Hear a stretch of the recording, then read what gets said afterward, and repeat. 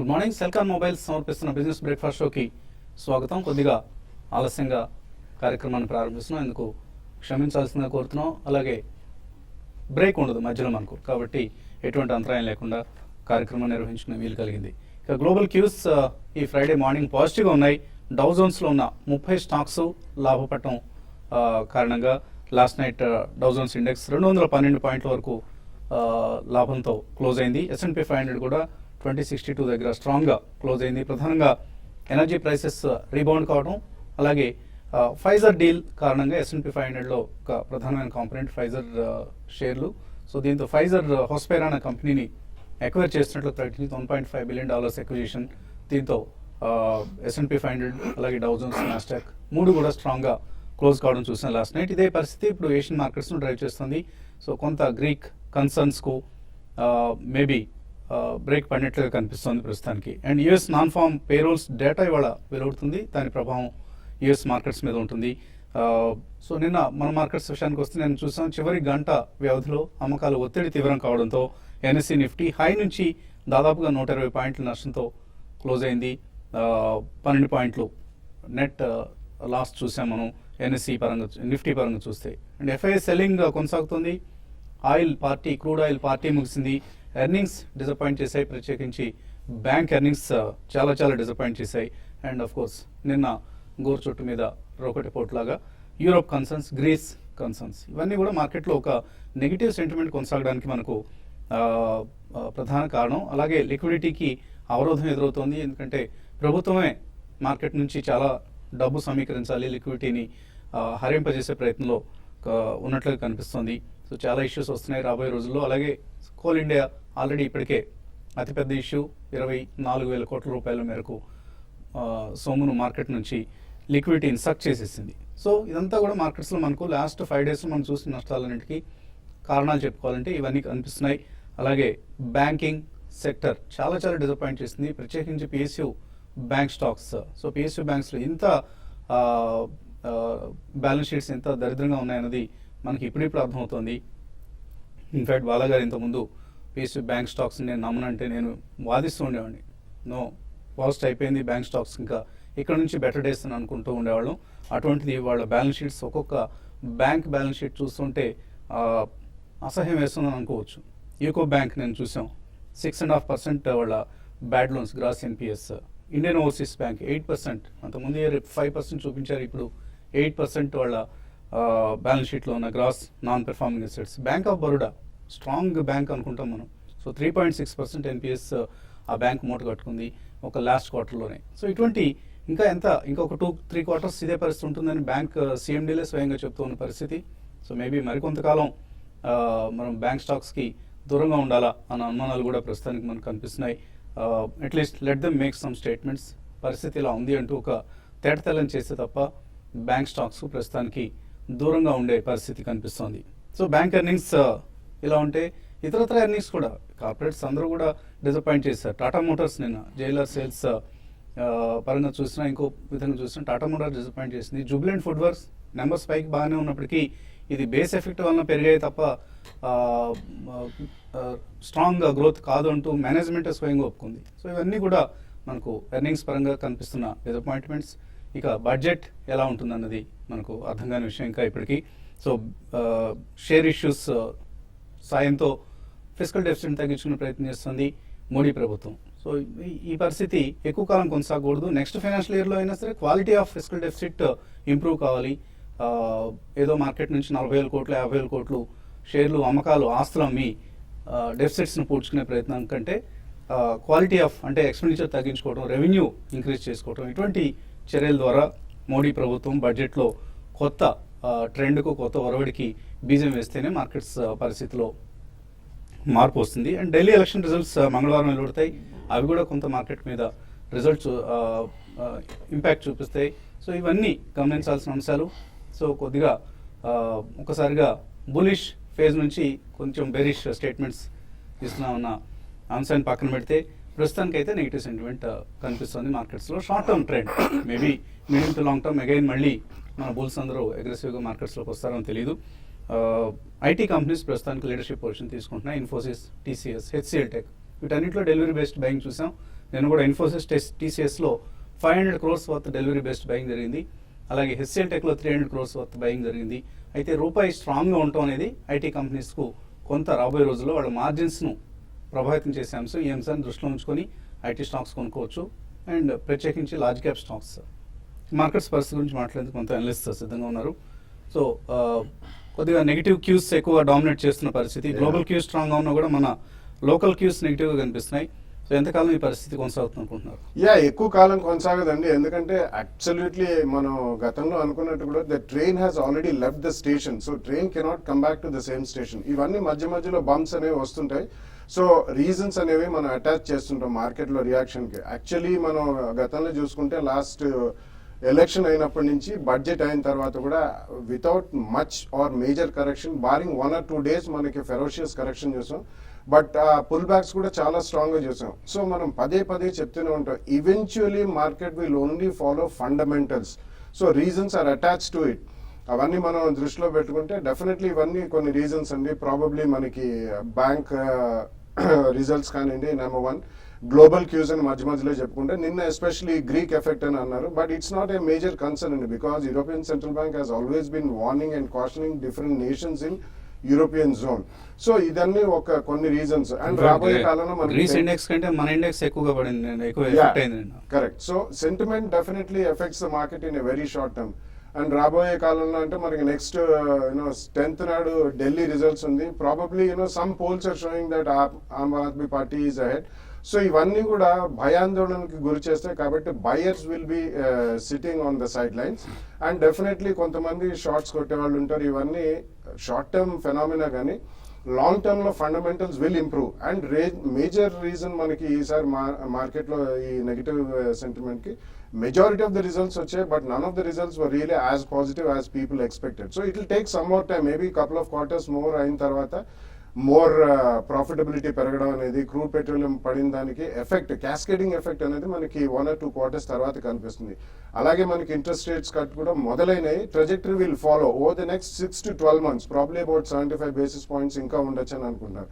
ఇవన్నీ కూడా ఒక ఎఫెక్ట్ తీసుకోవడానికి కార్పొరేట్ స్ట్రక్చర్ మీద, కార్పొరేట్ ప్రాఫిటబిలిటీ మీద it will take its own cascading time.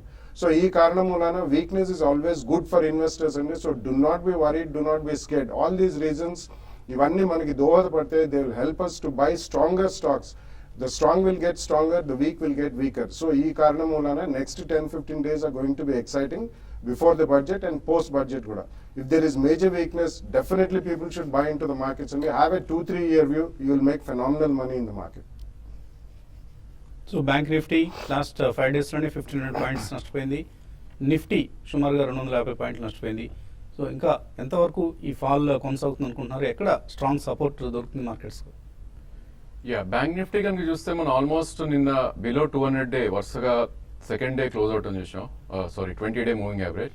So basically మనకి రాజన్ ఏ రోజైతే మనకి 0.5% ఇంట్రెస్ట్ రేట్ తగ్గించాడో, సో దాని గ్యాప్ ఏదైతే ఉందో అది ఆల్మోస్ట్ ఫిల్ చేయడానికి ట్రై చేస్తుంది. So 18,769 and 19,061. సో మనం ఆల్మోస్ట్ ఆ గ్యాప్ ఫిల్ చేయడం జరిగింది నిన్న, probably bearing about 200 points. So ఇక్కడ నుంచి I think we need to look at 50 day moving average. That should be the short term support అని చెప్పొచ్చు. So 18,886 is 50 day moving average. So ఇక్కడ ఒక షార్ట్ టర్మ్ సపోర్ట్ తీసుకునే అవకాశం ఉంది. అదేవిధంగా last 3 days 4 days trading pattern చూస్తే కనుక హై లెవెల్స్ లో గట్టి సెల్లింగ్ చూస్తున్నాం మార్కెట్స్ లో. Probably now 20 day moving average అయితే 19,490 ఉందో, probably that will act as resistance for shorter term.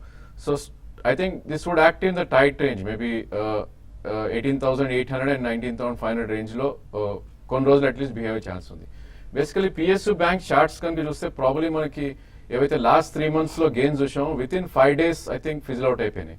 So this indicates more weakness and probably next bank rally వస్తే ఇవి చాలా స్వల్పంగా పెరిగే అవకాశం ఉంది. So we should completely avoid PSU banks. So all PSU banks which are trading below 200 days. So 90% of the banks below 200 day వచ్చేసినాయి, which is very bad actually for shorter to medium term. Except for State Bank, probably another 30 rupees ఉంది అది below 200 రావటానికి.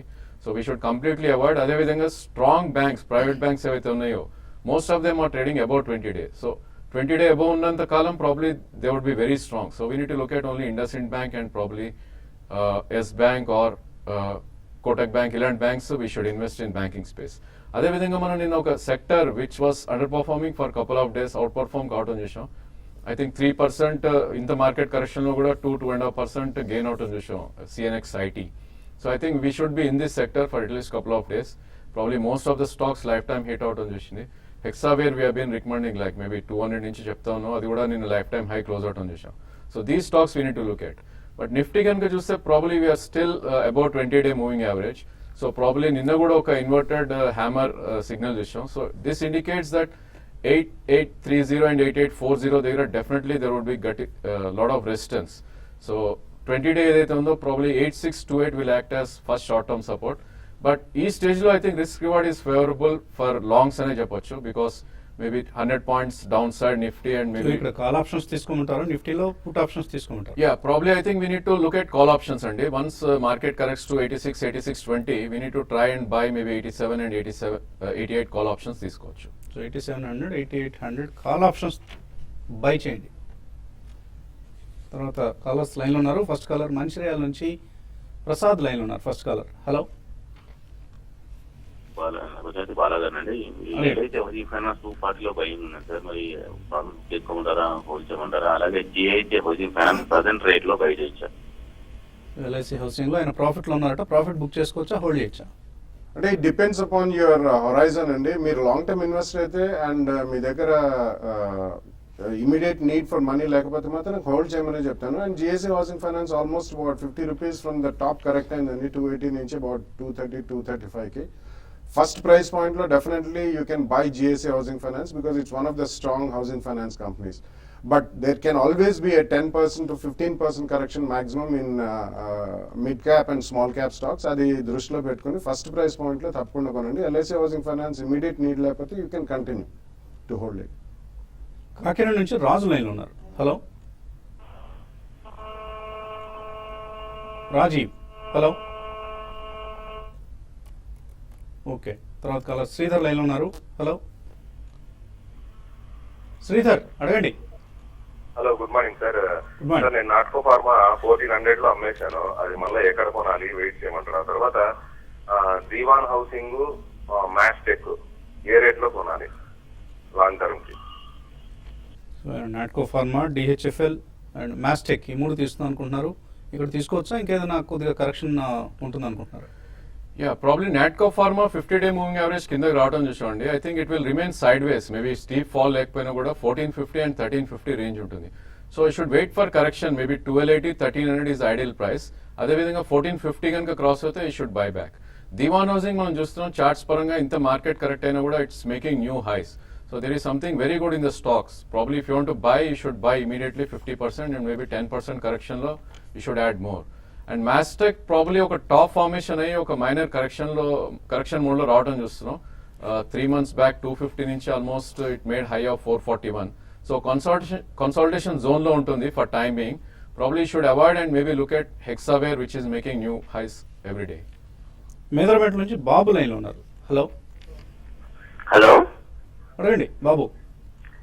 Sir నమస్తే అండి. నమస్తే. ఈ రోజు gold position అనేది అర్థం కావట్లేదు సార్. మామూలు పొజిషన్, ఓవరాల్ గా పొజిషన్ ఎట్లా ఉంది సార్?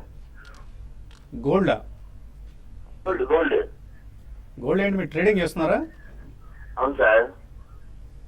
అంటే ఈ వీక్ మొత్తం కూడా 28,100, 28,200 నుంచి అట్లనే వస్తుంది కానీ ఇంకా పొజిషన్ అనేది అర్థం కావట్లేదు కదండి. అర్థం కాకపోవడం ఏం లేదు. $1260, $1270 మధ్యలో స్ట్రక్ అయింది. సో అక్కడే స్వల్ప నేరో రేంజ్ లో ట్రేడ్ అవుతుంది గోల్డ్. టెక్నికల్ ఎలా కనిపిస్తుంది? యా, లాస్ట్ 2 days గా చూస్తే కనుక మనకు ఒక మైనర్ కరెక్షన్ మోడ్ లోనే ఉన్నట్టుంది. ప్రాబ్లీ ఐ థింక్ 5-day లో 27,382 అక్కడ ఒక చిన్న సపోర్ట్ తీసుకునే అవకాశం ఉంది. ప్రాబ్లీ ఆ లెవెల్ బ్రేక్ అవుతే అక్కడ నుంచి కూడా ఒక 200 to 300 points కరెక్ట్ అయ్యే ఛాన్స్ ఉంది. అండ్ రెసిస్టెన్స్ అరౌండ్ 28,020 దగ్గర రెసిస్టెన్స్ కనిపిస్తుంది. లాస్ట్ కాలర్ విజయ్ సికింద్రాబాద్ నుంచి. హలో నమస్కారం సార్. నమస్తే, అడగండి. పిఎన్బిసి గిల్స్ కొనొచ్చా సార్ ఈ రేట్ లో? ఏదండి PNB? Gills PNB guilds short term, long term? Long term. Long term కోసం కొందాం No, అనుకుంటున్నా. it's not a great stock to buy for long term అండి. ఎందుకంటే ప్యూర్లీ వాళ్ళు గిల్స్ లో ట్రేడింగ్ చేస్తారు. అది డివిడెండ్ ఈల్డ్ కి డెఫినెట్లీ కొనే స్టాక్ అని, క్యాపిటల్ అప్రిసియేషన్ కి మాత్రం పనికిరాదు. It's decent company but long term capital growth మాత్రం అంతగా ఉండదండి ఈ కంపెనీలో. మెయిల్స్ చాలా అందాయి, కొన్ని మెయిల్స్ అని తీసుకుందాం. వైఎస్ రావు అడుగుతున్నారు, HEG Bharat Bijlee ASM limited అట ప్లాస్టిక్ బ్లెండ్స్ ఇవన్నీ ఈ రేట్లో తీసుకోవచ్చా ఇప్పుడున్న ప్రైసెస్లో? I think HEG and plastic blends I think you can buy అండి, బట్ వెయిట్ అంటే మనకి ఇప్పుడే కాకుండా జస్ట్ వెయిట్ ఫర్ 10th మనకి రిజల్ట్స్ వచ్చిన తర్వాత మార్కెట్ కొద్దిగా ఇంకా వీక్నెస్ రావచ్చు. సో 10th తర్వాత హోల్డ్ చేయొచ్చు ఆ రెండు డెఫినెట్లీ హోల్డ్ చేయొచ్చండి. సో ఏఎస్ఎం ని sun stock I don't cover at all. So HEG and plastic blends are both good companies అండి, you should hold on to them. Man Infra కొనాలంటే 45 రూపాయలు, సత్యలక్ష్మి అలాగే కేఆర్బిఎల్ 118లో కొన్నారు. ఫండమెంటల్ ఎలా ఉన్నాయి, హోల్డ్ చేయొచ్చా 6 months కోసం? నిన్న రిజల్ట్ కూడా వచ్చింది man infra.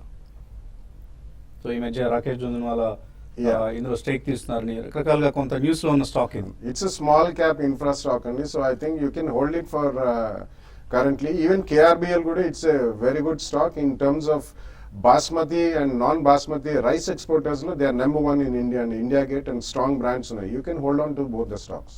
Suresh Reddy JBM auto results ఇవాళ ఉన్నాయి, ఏంటి ఎక్స్పెక్టేషన్స్ ఎలా ఉన్నాయి, హోల్డ్ ఈ స్టాక్ పరిస్థితి ఏంటి?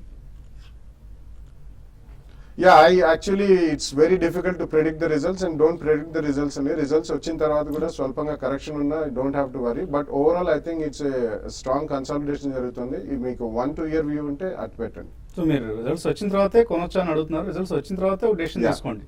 That's always better. Manoj Kumar అడుగుతున్నారు, అలహాబాద్ బ్యాంక్ 114 రూపాయలు యావరేజ్ ప్రైస్లో కొన్నారు, 3 months కోసం తీస్తున్నారు, హోల్డ్ చేయొచ్చా? Yeah, I think you shouldn't hold అండి 3 months కోసం అయితే. Any pullback beyond 119 or 120 you should exit the position. KPIT Crompton Greaves ఈ రేట్లో తీసుకోవచ్చా? పవన్ కుమార్ అడుగుతున్నారు. No, Crompton is a falling sword అంటామండి చార్ట్స్ ప్రకారం. ప్రాబబ్లీ అది ఆల్మోస్ట్ 195 నుంచి 160 దాకా కరెక్ట్ అవుట్ అని చూసాం. ఐ థింక్ వెయిట్ చేయండి, ఇంకా 140 142 మధ్యలో ఒక మంచి సపోర్ట్ ఉంది. Don't buy immediately. So Crompton కొనకండి, కేపీఐటీ మాత్రం మీరు డిక్లైన్స్లో తీసుకుంటూ ఉండండి. శ్రీను అడుగుతున్నారు, A to Z infra engineering 6 months కోసం కొనాలనుకున్నారు, తీసుకోవచ్చు? 6 months కి it's too short period to attempt at any infra stock అండి. సో ఐ థింక్ మీకు చాలా రిస్క్ ఎపిటైట్ ఉంటే you can buy and put a stop loss and trade but not invest. పెద్ద వెంకటపతి రాజు అడుగుతున్నారు, ఎస్ఆర్ఈఐ ఇన్ఫ్రా శ్రే ఇన్ఫ్రా 57 రూపాయలు, ITI 40 రూపాయలు కొన్నారు, వీటి బదులు ప్రతిభా ఇండస్ట్రీస్, గణేష్ జ్యువెలరీస్ వీటిలోకి వెళ్ళటం, షిఫ్ట్ కావడాన్ని సజెస్ట్ చేస్తారు మీరు? Not a good choice, and I think you should get into housing finance and private sector banking, small and mid cap IT and mid cap and small cap pharma. 3 years కోసం ఓక్ hard కొన్నారు 839లో, సూరావజ్జల శ్రీనివాస్, మంచి decision అనేది. Oh yes, sitting on good profits అండి. So in my opinion కొద్దిగా maybe around 1350 to 1400 zone లో సగం profit book చేయండి, rest of it you can hold. Raman Bhilai నుంచి అడుగుతున్నారు, Eicher motors and ICICI bank రెండు రేట్ ఎక్కడ కొన్నారు చెప్పలేదు, లాస్ట్ లో ఉన్నారట, hold or exit? Probably ICICI bank you can try to exit అండి. షార్ట్ టర్మ్ అయితే 20-day moving average is around 357 and 358. Eicher is a hold, maybe add on dips అని చెప్పొచ్చు. అలాగే దుర్గా ప్రసాద్ క్రాంప్టన్ గ్రీవ్స్ ఎంత తగ్గుతుంది అంటున్నారు, రిజల్ట్స్ పూర్ రిజల్ట్స్ అండి, అంతమించి వేరే కారణం లేదు, ఎప్పటిలాగే డిసప్పాయింట్ చేసింది క్రాంప్టన్ గ్రీవ్స్ రిజల్ట్స్ పరంగా. దివాన్ హౌసింగ్, జేఏసీ హౌసింగ్ ఈ రెండు తీసుకుందాం అనుకున్నారు, రంగనాథ్ తీసుకోవచ్చు ఇక్కడ? Yeah, Divan should be bought and the 20-day moving average is around 472. So any correction, maybe 20-30 rupees you should get in. DVS Krishna అడుగుతున్నారు, మ్యూచువల్ ఫండ్స్ ఆర్ డైరెక్ట్గా stocks ఈ రెండిట్లో ఏది హైయర్ రిటర్న్స్ ఇస్తుంది? అది మీ చాకచక్యం మీద ఉంటుందండి. మీరు ఇఫ్ యూఆర్ కొద్దిగా మీకు మార్కెట్ అవగాహన ఉంటే మీరు డైరెక్ట్లీ చేసుకోగలిగితే మీకు మంచి రిటర్న్స్ ఎక్కువ డైరెక్ట్ మార్కెట్లో వస్తాయి, లేకపోతే ఎస్ఐపి ద్వారా చేసుకుంటే మ్యూచువల్ ఫండ్స్లో. బట్ లాంగర్ పీరియడ్ ఆఫ్ టైంలో it's not so easy to beat a good mutual fund also. JK tyres, Visakha industries ఈ రెండు 130లో తీస్తున్నారట, సెలార్ హోల్డ్? భాస్కర్ అడుగుతున్నారు. I think JK is hold అండి, ప్రాబ్లీ 140 నుంచి 114 దగ్గర కరెక్ట్ అయ్యి ఇక్కడే కన్సాలిటేషన్ జోన్ లో ఉంది. Visaka probably on rallies should exit, maybe around 123 and 128. Duvvuru Seshagiri అడుగుతున్నారు, బాష్ కొన్నారట 25,200లో, hold or exit? It's a hold అండి, ప్రాబ్లీ యాడ్ ఆన్ డిప్స్ అని చెప్పొచ్చు. 28 to 30,000 అయ్యే ఛాన్స్ ఉంది నెక్స్ట్ 3 to 6 months. సింటెక్స్ 200 అవుతుందా ఒక సంవత్సరంలో? నవీన్ కుమార్ అడుగుతున్నారు. అలాగే గుల్షన్ పాలి కూడా 300 రూపాయలు కావాలట, ఎన్ని జరుగుతాయి? Oh, I cannot predict, and nobody can predict the rates, and but I think they're decent companies. You can hold on to them. Vishwanath అడుగుతున్నారు, కోల్ ఇండియా ఆఫర్ ఫర్ సేల్లో ఆయన అప్లై చేశారట, టెక్నికల్ ప్రాబ్లం వల్ల ఎస్బీఐలో కొన్నారట, they bought the shares in open market and created two account at higher rate అట. అలా జరగదండి అటువంటివి. మీరు ఏదైనా పొరపాటుగా ఆర్డర్ ఫీడ్ చేస్తే తప్ప మీరు ఆఫర్ ఫర్ సేల్లో కొనండి అంటే ఎస్బీఐ వాళ్ళు మీ సెకండరీ మార్కెట్లో కొనివ్వడం అనేది జరగదు. ఎవరైనా ఒకవేళ ఫ్రాంచైజీ వాళ్ళు ఎవరైనా అయితే చేస్తే చేస్తుండొచ్చు, అది మనకు తెలియదు. మీరు ఇంకా పూర్తి వివరాలు రాస్తే గైడ్ చేసే ప్రయత్నం చేస్తాం. ఇంకా చాలా మెయిల్స్ మిగిలిపోయి, కానీ సమయం కూడా మించిపోయింది. అండ్ లోన్ కావాలా మీకు? కావాలంటే తప్పనిసరిగా జూన్ ఈ నెల 13 జేఎన్టీయూ హైదరాబాద్ కూకట్పల్లి జేఎన్టీయూలో ఉన్న ఎస్ఎంఎస్ ఆడిటోరియంలో TV5 paisaxpaisa.com నిర్వహిస్తున్న పర్సనల్ ఫైనాన్స్ సమిట్కు తప్పనిసరిగా హాజరవ్వండి. అలాగే మన ఈక్విటీ ఎక్స్పర్ట్స్ బాలగారు, రాజేంద్ర గారు కూడా ఉంటారు. ఇన్వెస్ట్మెంట్స్ పరంగా మీకు అవసరమైన సలహాలు, సంప్రదింపుల కోసం అక్కడికి రావచ్చు. అండ్ రిజిస్ట్రేషన్స్ కోసం paisaxpaisa.com సైట్ను విజిట్ చేయండి, అక్కడ మీకు పూర్తి సమాచారం లభిస్తుంది. అలాగే pre registration is a must అండి. రిజిస్ట్రేషన్ ఉంటేనే హాల్లోకి అలౌ చేస్తారు కాబట్టి దయచేసి రిజిస్ట్రేషన్స్ ప్రక్రియను త్వరగా పూర్తి చేసుకోండి. ఇది ఇవాల్టి Celkon mobiles business breakfast show. మధ్యాహ్నం 1:30 స్మార్ట్ ఇన్వెస్ట్లో మళ్ళీ కలుద్దాం.